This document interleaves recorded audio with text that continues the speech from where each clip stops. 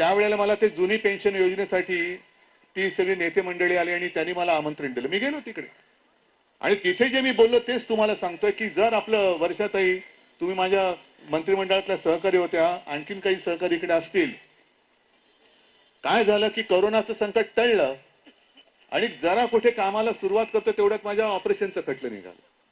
त्यातनं जरा कुठे उभा राहतो ना राहतोय तेवढ्यात त्यांनी गद्दारी करून आपलं सरकारच पाडलं.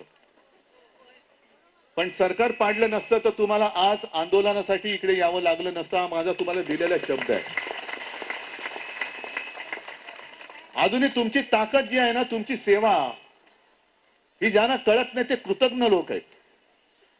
अगदी नवजात अब्रका असो, शिशु असो, 6 वर्षापर्यंतची आज जवळपास 3 लाख बालकं आहेत ज्यांना पोषक आहार मिळत नाही आता.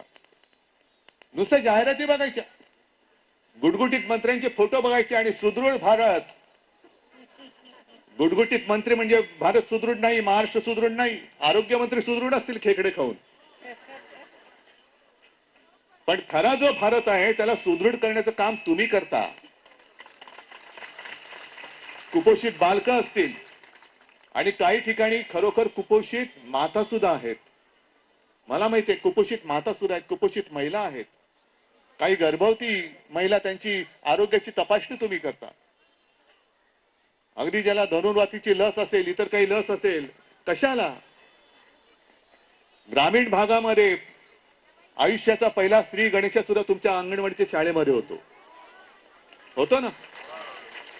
मग ही सगळी पिढी म्हणजे भारत घडवणारी जी खरी शक्ती आहे, ही ताकद आहे, ही तुम्ही आहात.